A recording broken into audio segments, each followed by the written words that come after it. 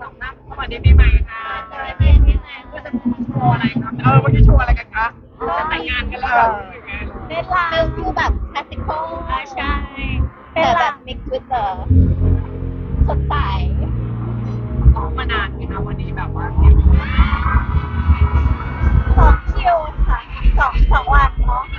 2 วันแล้วก็เมื่อวานรันครูวันยิ่งใหญ่ไม่เคยงานที่นี่ ยิ่งใหญ่มากค่ะ จริงค่ะ บรรยากาศการเข้าดาวน์ปีนี้เป็นไงบ้างสำหรับเราเต้นไหม ก็ตื่นเต้นเหมือนเดิมทุกปี เนาะและยิ่งรอบนี้เราแบบ มีโชว์ เลยนะ ใช่ มีโชว์อะไรอย่างเงี้ยก็ตื่นเต้นแต่คิดว่าแฟนๆน่าจะ enjoy เป็นอะไรใหม่ๆที่อาจจะไม่ได้เห็นจากพวกเรา แต่มานอนเชียร์เต็มเลย น่ารักก็แบบว่าน่าจะเป็นการเขาน์ดาวน์กับแฟนๆอีกปีหนึ่งที่อบอุ่นแล้วก็ดีใจมากๆค่ะ แต่เราก็ต้องมาที่จะที่เข้าดาวน์ที่นี่ปีที่สอง ปีที่สองปีที่สอง ปีที่สองบรรยากาศเปลี่ยนไปไหมสำหรับเราบ้าง มันดูยิ่งใหญ่ขึ้นทุกปีเลย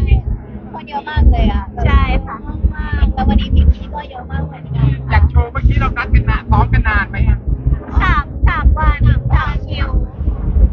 ใครเป็นคนช่วยคิดธีมคิดอะไรอย่างเงี้ยสำหรับเรา พี่ๆเนาะใช่พี่ทีมแดนเซอร์ค่ะเก่งมากๆเลยค่ะ ก็เลยขอย้อนรอบปีหน้าเดี๋ยวซีรีส์เข้ามาแล้วจะโดยในเมนเลยค่ะแฟนๆรอซีรีส์มากๆหน่อย อะไรนะคะ แฟนๆรอซีรีส์ปีหน้า ใช่ค่ะก็ปีหน้า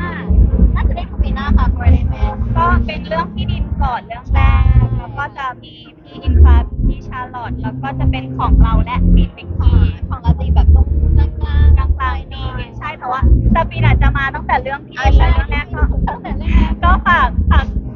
ทั้ง4 เรื่องเลยค่ะ Four Elements ฟินจะยืนหนึ่งก่อน ฟินยืนตั้งแต่เรื่องแรกเลย เรื่อง2ฟินก็ยืน แล้วก็ยาว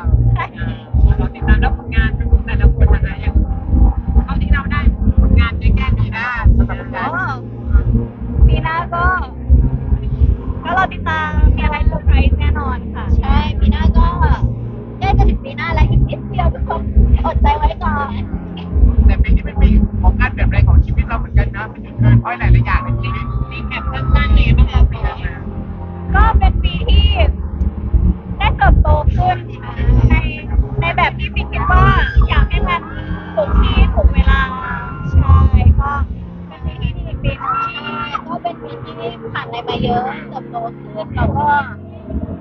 ปีหน้าก็ไม่รู้จะอะไรบ้างแต่ก็พร้อมสู้ค่ะ แต่การออกมาดูแลตัวเองมันยากขึ้นไหมสำหรับเราในการทำงานก็ต่างครอบครัวดูแลตัวเองกันแล้วอะไรอย่างเงี้ย จริงๆผมว่ามันก็ยากทุกพาร์ทแหละเพราะว่ามันก็ต้องแบบสนุกแล้วก็เอนจอยไปกับมันมากกว่าแต่ก็มีความสุขมากๆค่ะ ใช่ค่ะเราพยายามหาคำว่าฟันในทุกๆวันมันจะได้ไม่รู้สึกเหนื่อยเพราะว่าเรามีแพชชั่นเราเอนจอยเราก็ทำอย่างนั้นค่ะ แต่ในบ้านจะเป็นเรื่องงานคู่ว่าต่อไปจะงานคู่จะยากขึ้นไหมเพราะว่าต่างก็มีบริษัทที่ว่าเป็นเจ้าของตัวเองอะไรอย่างเงี้ย เราว่าแน่นอนอยู่แล้วแหละตามสเต็ปมันก็จะน่าจะยากขึ้นค่ะก็ให้มันเป็น growing process ไปแล้วกันค่ะ แต่ว่าพี่เขาถามว่างานคู่จะเป็นยังไง งานคู่ ใช่เมื่อกี้ก็เป็นประมาณนี้แหละเนาะ ใช่ มีเหมือนเดิมเลยนะคะ เหมือนเดิมนะใช่เพราะว่าก็คุยกันตลอดเหมือนเป็นวันทีมอะค่ะ ไม่ต้องแบบว่าต้องประสาน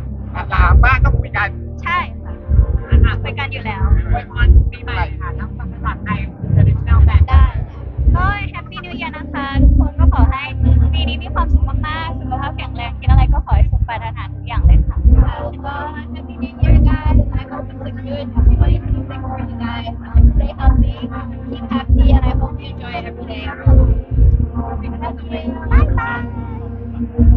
โอเคเป็นเด็กที่เอาไปถ่ายรูปกันทุกคน